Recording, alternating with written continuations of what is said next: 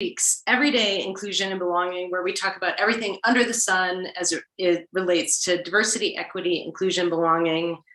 I am super fired up for today because we are presenting our first ever metadata trends report from the Everyday Inclusion app. I am Maureen Mo Berknerboit. I am a woman with long red hair. I'm wearing, if I do say so myself, some pretty cool red frames. And I'm rocking a maroon Everyday Inclusion t-shirt, and I've got a bookshelf behind me. And I'm joined by Andrea Di Matteo. Andrea, introduce yourself. Hi, Andrea Di Matteo, Head of People, Operations and Culture here at Moxie. I'm also representing the brand here for our Everyday Inclusion app. And I'm a woman. I've got light brown / gray hair. And with a smile and some, I think they're fun glasses, you know, they're like almost like an octagon. And I'm standing in my home office. So behind me, you see a green wall with lots of stripes and perhaps a plant if I move the right way. So this is a long time coming, Drea, isn't it? Yeah, this is super cool. So let's first just talk about what everyday inclusion is so that people understand the tool that we're even presenting the data from. So everyday inclusion is a comprehensive diversity, equity, and inclusion app. It delivers inclusion nudges, and we create a rhythm of inclusion through a 52-week playbook for managers, curated content guides, and it also delivers pulse surveys that measure the emotion of inclusion. So over 800 nudges in the app, lots of different content. And we're going to be talking about today the data that we track on the back end and some of the really interesting trends that we are seeing come out of that. Let's first talk about the data itself. The app, we do not collect any personally identifiable information. So everything that we're going to be talking about, data is sorted by role and by location.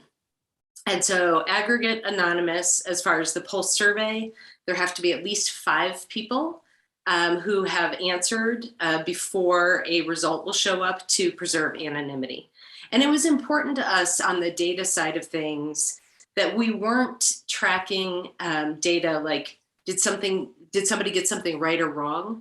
But rather, how are people engaging with the content? How are people engaging with diversity, equity, and inclusion? And I don't know about you, Drea, but there were some surprises in here for me. There were some that, yeah, no surprises at all. And then some others that were, how about that? I agree. You know, I want to just piggyback up on what you said, Maureen, which is, you know, that the data and the privacy component, it was really important on the onset as we developed the app and then rolled it out. We recognized right away how important a tool like this can be. And we wanted to make sure that people felt comfortable, first off, and it was private so that they also didn't feel any kind of guilt or shame or anything that might be a barrier to use. Right. So not just like, because we believe in having good security and we ourselves, but that we recognized from the onset that this was a tool for learning and for creating a more inclusive world. And we just did not want anything to get in the way of that in terms of, you know, having someone be embarrassed. Yeah. So that's why. Well, and I think, I think we often hear, and you know, I'm so afraid to say or do the wrong thing. So again, we wanted this tool to be, it really is a tool for everybody. So let's talk about the client demographics first. Absolutely. So one of our biggest surprises is here. I think so. So when we look at our demographic breakdown, we have 39% of our client organizations are large. And then we have 44 that fall in the medium category. And then 17 are in small. And Mo and I had a really robust conversation prior to was, you know, who would be some of the organizations are the most likely that would want to use the app. And I love this because small organizations are using it and they're really gravitating towards it. So 17% is a huge number. So that's really surprising. Yeah, and we really like, again, right, that we're seeing the Across the board. from small, medium, and large. The other thing is industry representation. We Absolutely. have a really wide, I think that there is a belief out there that this is something that the tech industry is leaning into more than other industries. And we're finding that not to be true.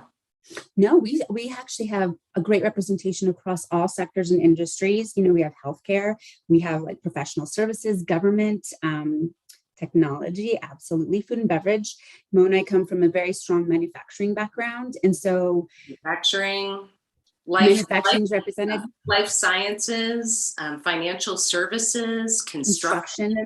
Mhm. Yeah. So, and then, you know, it's so what we found in the data is that industry and organization size Doesn't have matter. no correlation to whether people are leaning in to doing this work and creating behavior change and creating culture change or not. So if you are a small manufacturing company, if you are a large healthcare organization, we are not seeing differences. I think that's phenomenal.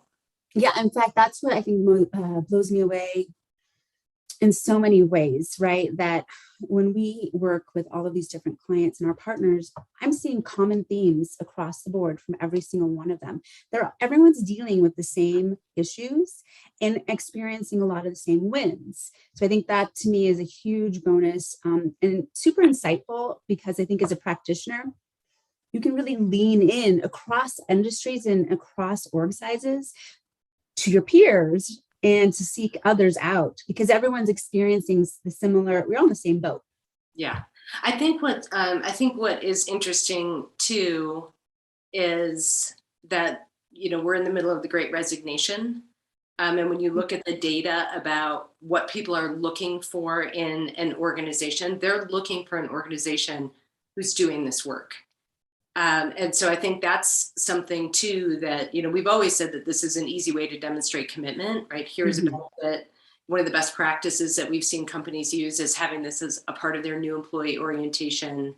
So don't hesitate to think, because one of the other things that we did when we were designing is not only accessibility for any sort of disability, but accessibility so that this app felt like it was for everyone. That it Absolutely. was for somebody that is working night shift in manufacturing. So everything from the design and the interface and what is showing up to be true is that everybody's leaning in. And I love that. And I think that's the other when we look at users. So again, we sort from individual contributor up to C-suite. And the data we've actually put into 3 buckets for you: individual contributor, then people leaders, and then senior management, senior leadership. I think it's interesting. 51% of our total users are individual contributors. 29% are managers and 20% are senior leaders. So what's interesting there, I want to make sure I got that. Yeah. So what's interesting there is so many, I think there is, again, a misconception that these senior leaders, senior executives don't have time or that they're not going to do the work. Really, if you think from an individual contributor, from team leader and above, it's about a 50-50 split. And then we're seeing really great engagement at that senior executive level. That was a big surprise. I found when I started seeing that trending inconsistently, a couple things. So for me, this is a best practice, right? You're seeing best practices, and I'm loving it, because from an organizational change model, you're seeing involvement, engagement from all sides of the business, right? So you're seeing from a swell from the ground up, and then vice versa. It's starting to permeate down. And so, and boil. And then that's what you want. And so I love that you're seeing those senior execs really lean in. And to me, that tells me a couple things. They have the desire, they want to learn, they love that they have something that's almost probably private and convenient, right? And then it tells me some other things from an L&D perspective, which is, hey, check it out. We've always just assumed that senior leaderships don't want to participate or can't, or they've told you perhaps, right? Because they have told me in the past, I don't have the time, and their time is precious. Cool, that's great. And when it's micro learning and it's small, it's more accessible. It's very approachable. So they're able to participate and to learn and really start to practice. And then again, get that best practice of that change behavior, culture, movement going, because they're able to access it. Yeah, I think, we say that it from C-suite to newest employee, the way this is designed and the content, because even if I'm in the C-suite, I might be what we call NBC, nice but clueless, because we don't teach things like, what language am I supposed to use around this person, or what is this holiday, or I have to order lunch, right? So it's all these little, it's delivering these micro affirmations versus microaggressions. So the other piece of it is how strong of participation we have from individual contributors, right? Same thing where, oh, they don't have the time, or they don't really care about this stuff, and they're 50% of the users. So that's some of the demographics. Now let's dig in on user engagement. So I mentioned that one of the things that we designed the app to do, the data, is not sort of the traditional training of I complete something and now I have to show you that I can remember that for as long as this assessment takes. What we wanted to see is how people are engaging in behavior change, how people are engaging in culture change. So we track data such as, are people attaining streaks? Are they opening the app and consuming an inclusion nudge more than one day in a row? Are they using those daily inclusion nudges? And then we also built in gamification. So in the gamification, we, again, based in change management, say share that you're up to good, share that you've earned a badge. So with the gamification, people can share badges. So that's tracked. And then searches. Are people actually going into the app and they have a specific need and they're searching? So I need to know something about autism because I just found out a coworker's autistic. I can search the app. So let's talk about the breakdown that we saw. And there were some really key insights in terms of how these different demographics are leaning in and engaging in change behaviors. I want to leave gamification and badge sharing for last. Okay. I would say one of the key insights that we found is regardless of organizational role, people are engaged. People are using the tool. So let's start with the daily inclusion nudges completed. So for me, I think that, again, consistently, I'm seeing and surprised by engagement from middle management on up. Yep. Right. So, middle managers in organizations have so much going on and so many expectations put on them. And they're so important. So we're seeing engagement, 29% of them are completing those daily nudges.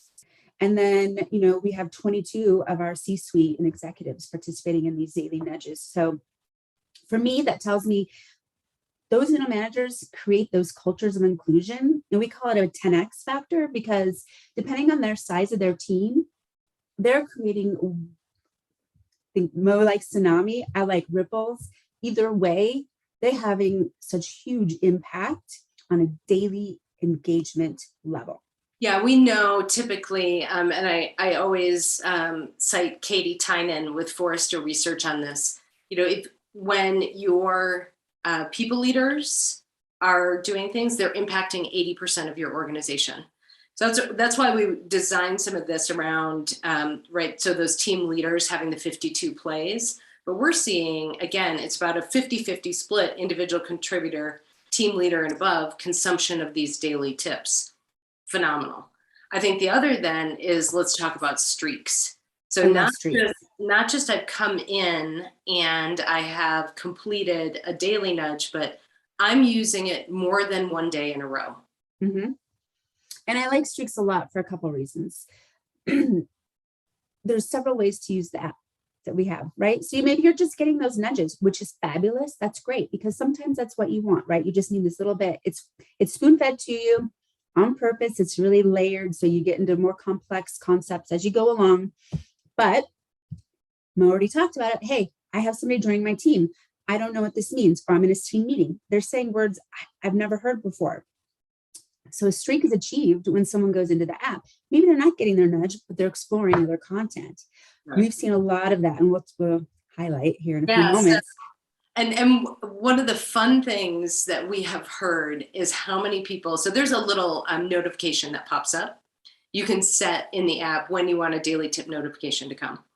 We've heard from so many people that they're setting that daily tip notification in the morning and they're over their cup of coffee. They're like, it's a great way. I spend 30 seconds learning something about, or getting a good reminder or getting a new tip or tool. And it's a great way for me to have an inclusive mindset heading into the day. So then in those streaks, what we're finding again is about a 50-50 split of 49% individual contributors retaining streaks, 22% senior leaders, and 29% managers. So I just absolutely love this. So every day, this as the consistency of the tool. Searches completed is, think about it this way, the daily tips we've designed for you, right? They come out, we use an adult learning principle called scaffolding, where we start with some really basic concepts. What's diversity? What's inclusion? What's a microaggression? What's intersectionality? What does allyship look like? And those build over time. So I might go in and consume those tips. And we've heard people even that do the work like we do, like a great reminder. But another use is, I need that information right now.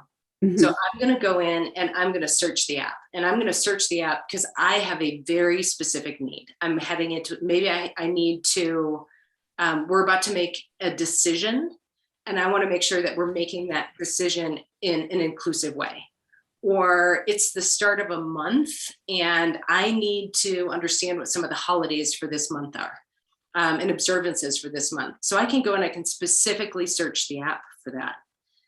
When you think about that, that's really targeted behavior. That is getting the information that you need right when you need it. And you're going to apply it. That's the beautiful thing.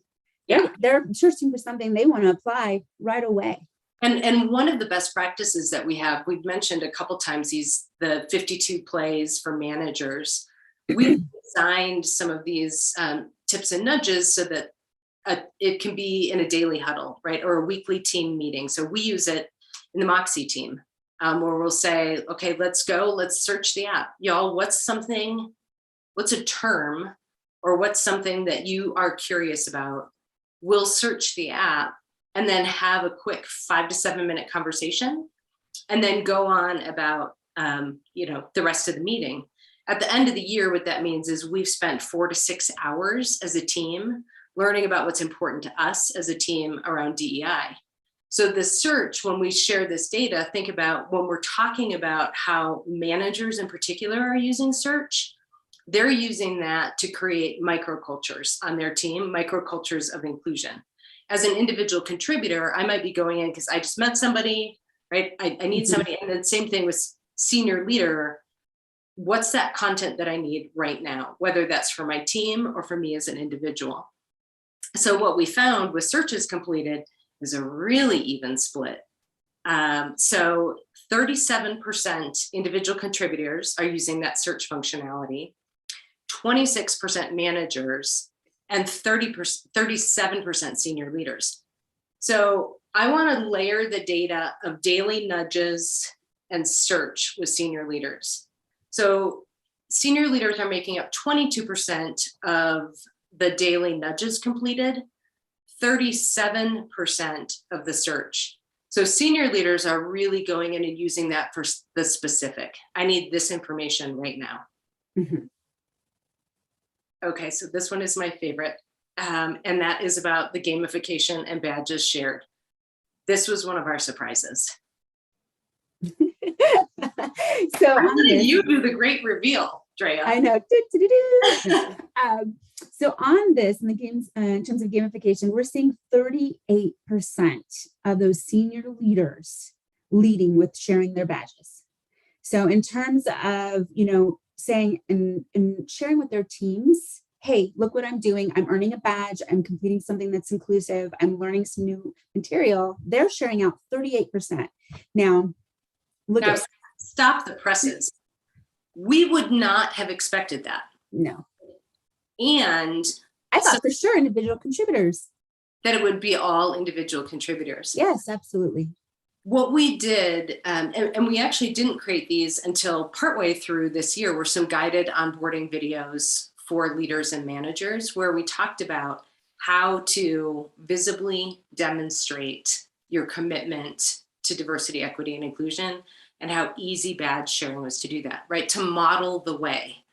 And it turns out senior leaders and managers are modeling the way, right? They're showing, I'm using this tool, I'm on this journey, right? I'm favoriting things. I just earned a streaks badge. I just earned a content completion badge, so that they can say, I'm doing it, I'm expecting that of you. Because we also had 37% of managers. So 38% senior leaders, 37% managers, and 35% individual contributors. That was one of the biggest surprises to me. And Yes. I think it's phenomenal again, we think about this whole thing as one big, long, never-ending change management, Absolutely. changing to inclusive cultures. And that use of the app by senior leaders is a great way to lean into that change management.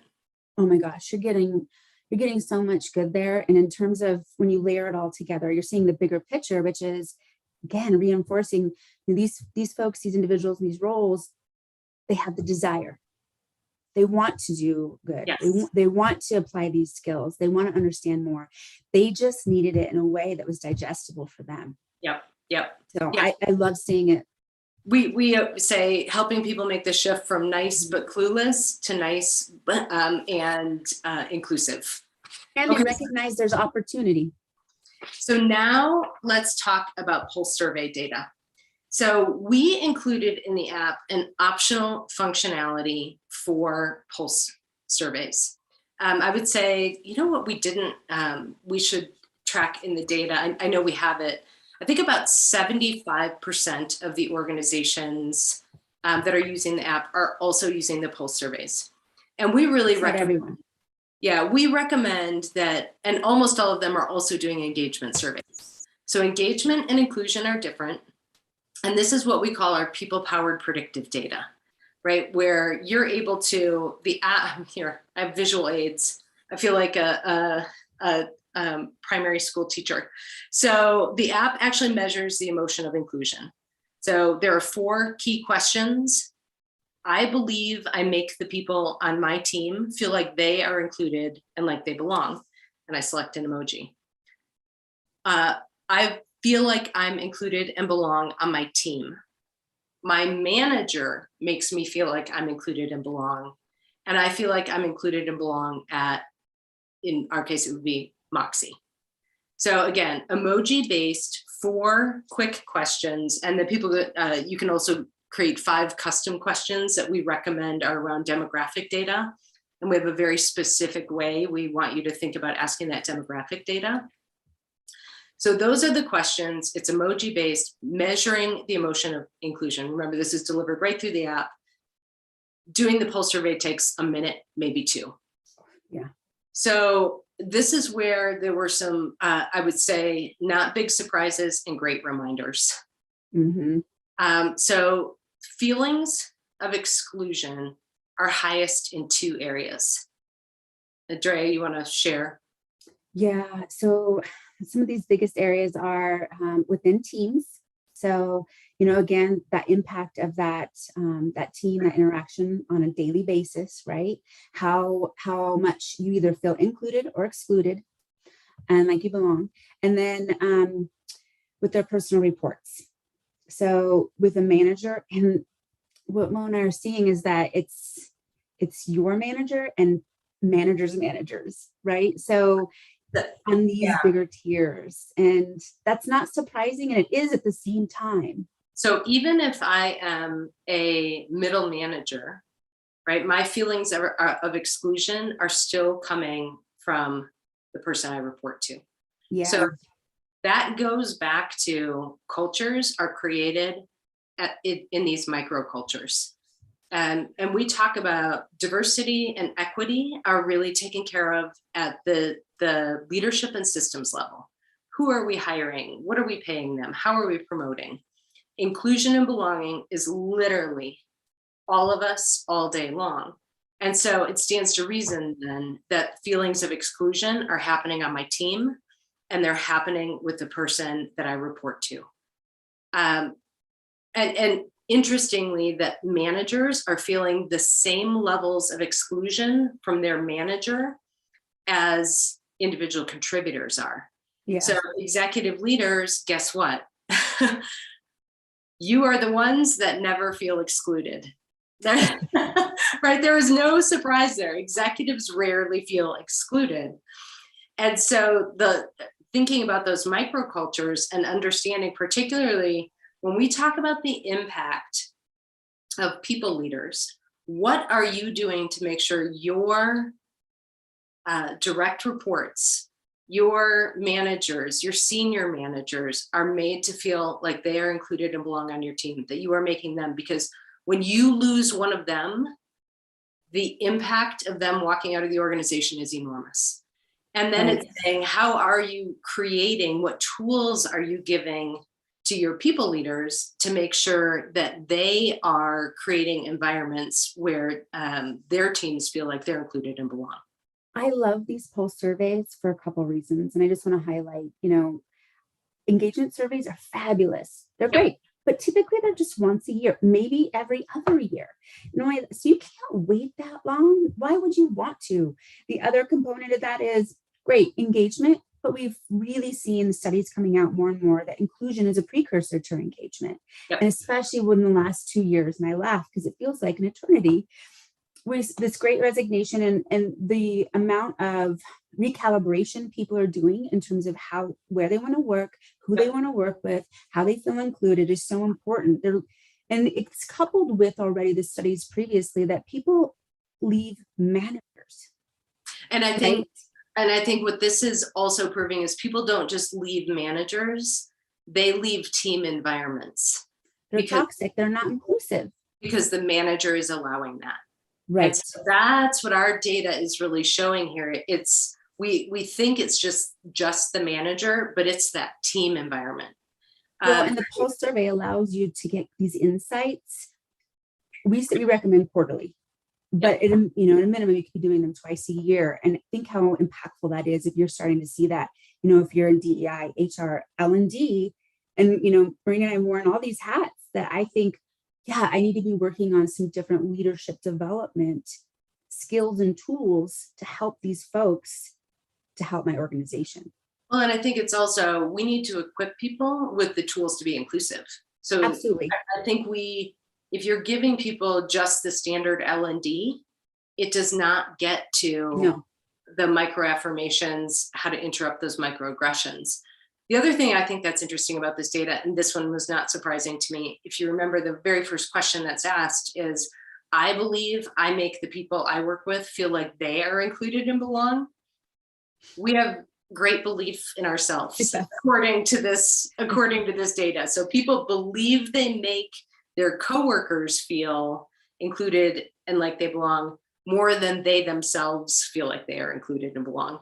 So I think that's the other thing is, thinking about how you're creating an environment where people understand their role in inclusion, that you're moving from having good intentions to having inclusive impact. Okay, so this is some of my favorite data. So the last data we're going to cover is WeTrack. Again, this is anonymous.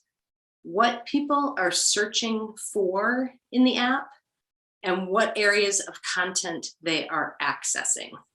So this is I just met somebody or I'm in a situation. Some of the key insights here are when you think about how people often talk about diversity and inclusion, it's like, I'm afraid to say or do the wrong thing.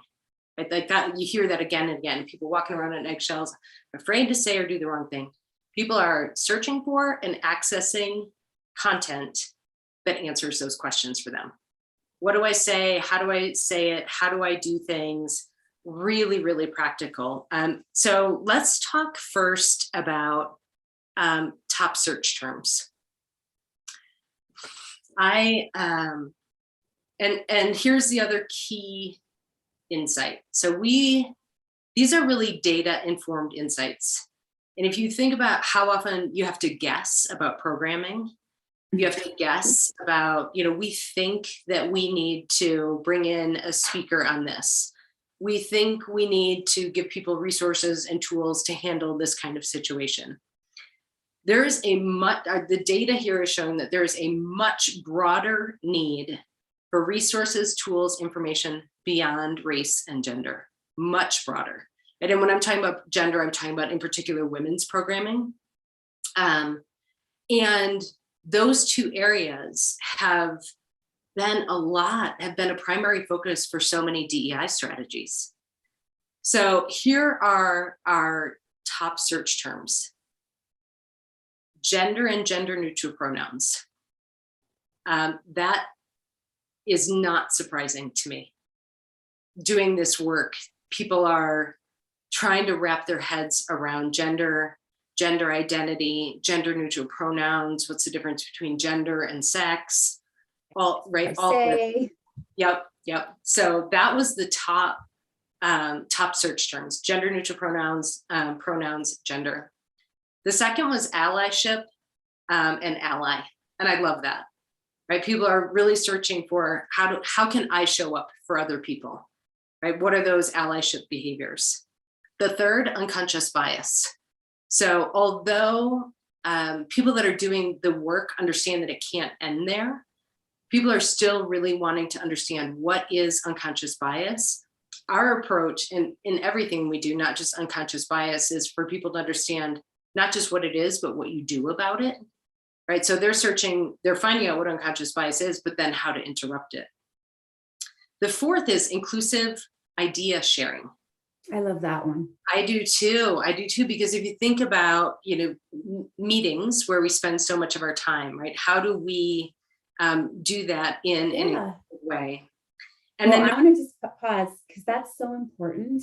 That goes hand in hand with being a good ally, is recognizing your team and then also creating the space for each other's ideas. That is inclusion in so many ways. Absolutely. And we'll see that we're going to point out that there's a cross between some of the screen views and search terms in terms of double access. The fifth top search term is Hispanic, Latino, or Latinx. I also love that. Yeah, I do too. So the top five, and then Drea, I'll let you go the next five. So gender and gender neutral pronouns and pronouns, ally and allyship, unconscious bias, inclusive idea sharing, and Hispanic, Latino, Latinx. The top five search terms. Now 6 through 10, also very, very interesting. Super. This number 6 is disability. And I think that that's so impactful because, understanding not just the term, but, so much around that. And we're seeing a lot of the movement in disability pride. And what does that mean? So I think that's pretty exciting too, because it spans off into this whole other area. Not only that, the disability touches everyone. Absolutely. Every race, every gender, every religion, all of these things. So that's exciting. Number 7 is Muslim. And I think that's exciting too, because,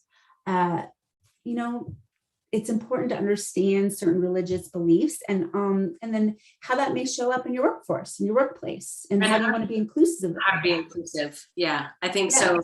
The 6 and 7, I think are really interesting to me in that regard of, I've got some specific instances here. I got to understand.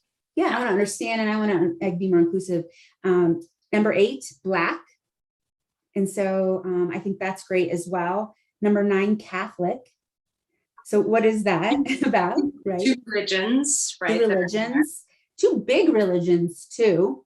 Yep. And then number 10, LGBTQ plus queer. So again, going back all the way to the top, which is gender neutral pronouns, trying to understand more of what these terms mean. How do I understand them? How do I show up as an ally? how do I be inclusive at work? What kind of language do I want to use? And then it goes right over. All the way, all the way through this list with a really, really broad range from religions to gender identities, to how to be an ally, to how to, inclusive idea sharing. Let's go to top screen views.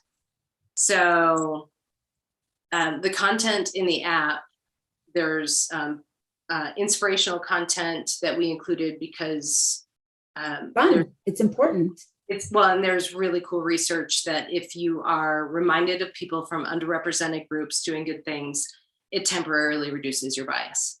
That, and we are on a personal tear and soapbox here at Moxie that there are a whole lot of people in the world that we should have known about and learned about that we didn't.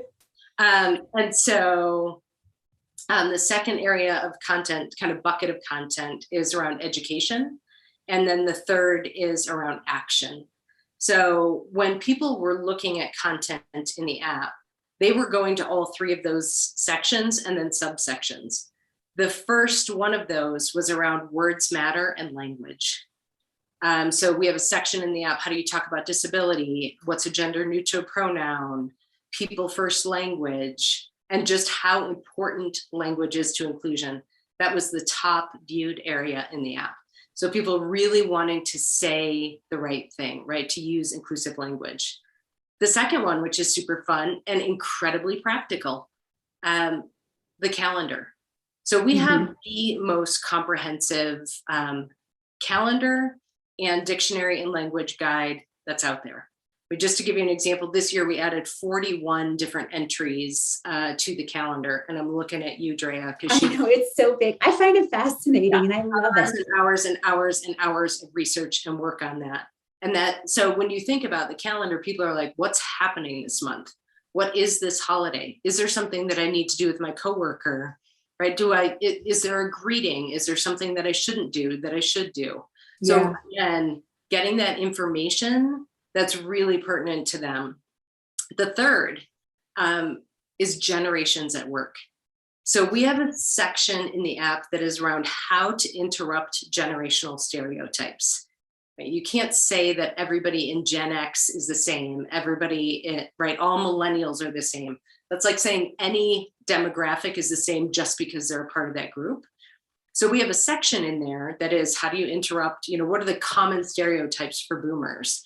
What are the common stereotypes? How do you interrupt those? This is also not a surprise because it did not surprise me because we know in reporting, ageism is some of the top most reported microaggressions.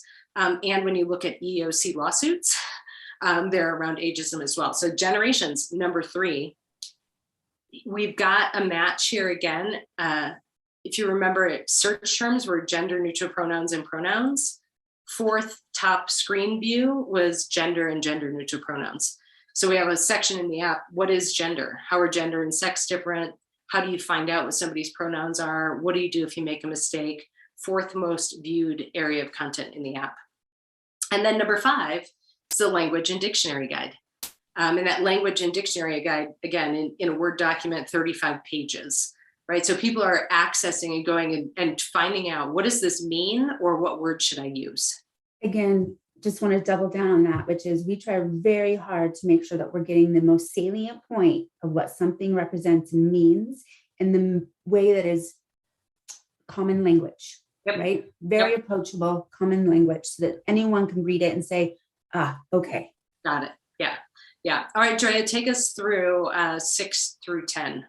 Absolutely. Number 6, I feel like we're doing a game show. 6 is unconscious bias. So we have a whole section under unconscious bias. It talks about different types of bias, what it is, how to interrupt it. And it's all, again, broken down into micro content. So what's interesting about that is that also showed up in the top search terms. Absolutely. Number 3 on our search terms. Then over on screen views, number 7, world religions. So we have captured the world religions, the top religions in the world, and captured what the most salient points are, the basics of each religion, right? And so I'm not surprised on this because this is a big deal and is a big part of how people show up, and it's important to them, and it's also important to how we interact inclusively. Yeah, and it is, when you think about areas of diversity programs that are often overlooked, disabilities typically number one that's overlooked because it impacts so many people. Class, religion. So not surprising, right? People are seeking out because I might have coworkers, right, from multiple different religions, and I'm watching them celebrate, watching them, whether that is a birth, a death, what they're wearing, how should I greet them, what food do they eat? I need to understand all of those things in order to be inclusive. And being curious about it. So that's the greatest thing too. Yeah. Number 8, inspirational quote section. So this is in our inspiration, and it's around quotes on mental health, race, and gender.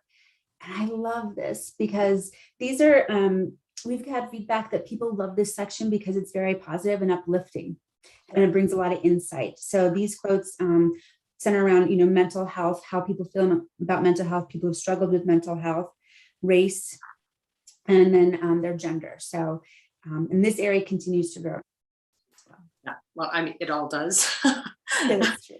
Number 9, and then this is in our inspirational section as well, biographies on disability. So we highlight a few folks that are pretty phenomenal, and it's so cool to be able to read their stories. And to remember, right, we often see disability through a lens of inability, and people are like, oh wow, like these people are changing the world. Absolutely. And then 10, just before Drea gets to them, we actually had a 3-way tie where we had the same number of screen views for 3 areas in the app. And 2 of them are very, very closely related. Inclusive meetings, having tough conversations, and creating psychological safety. So I'm not surprised they're tying. Absolutely. Creating psychological safety, so important. And it's going hand in hand with having these tough conversations, right? You have to learn how to have conversations and do it respectfully, and then creating that safe environment. And it's all showing up in meetings and these one-on-one interactions. So yes, absolutely, they're all tied. It's about, what do I do? How do I create it? Let me understand more. So when you look at the cross between search terms and screen views, the topics of gender identity and gender neutral pronouns, unconscious bias, religion, disability, and language were represented in both screen views and searches, right? So those are sort of some of the trends and themes of content that people are looking for and accessing, right? And really leaning into, how can I behave more inclusively in this way? Absolutely. We are excited. So if you haven't downloaded the report, go download the report, or feel free to ping Drea and I. I know that we've got some folks, if anybody has questions and you want to ask a question, go ahead and do that. We're excited.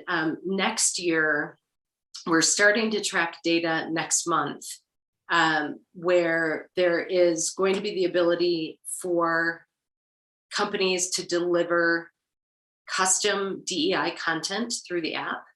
And so we'll be able to track that. And then we are also creating monthly badge challenges, and that badge data will be tracked. So think of it like we've got a couple of people on the team, shout out to you, Brian, who are big Peloton folks. Right, and there's that Peloton monthly challenge.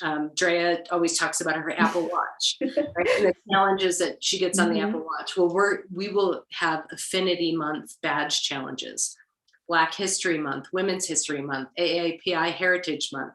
Right? You can earn a badge for completing content in each one of those. So next year, layered onto the data that we already have, we'll have those 2 areas. I think what's going to be fascinating is seeing these trends over time. Right, some of the big surprises overall with this data were the engagement of senior leaders and managers, a willingness across org size, across industry. Everybody is really wanting to lean into this work. And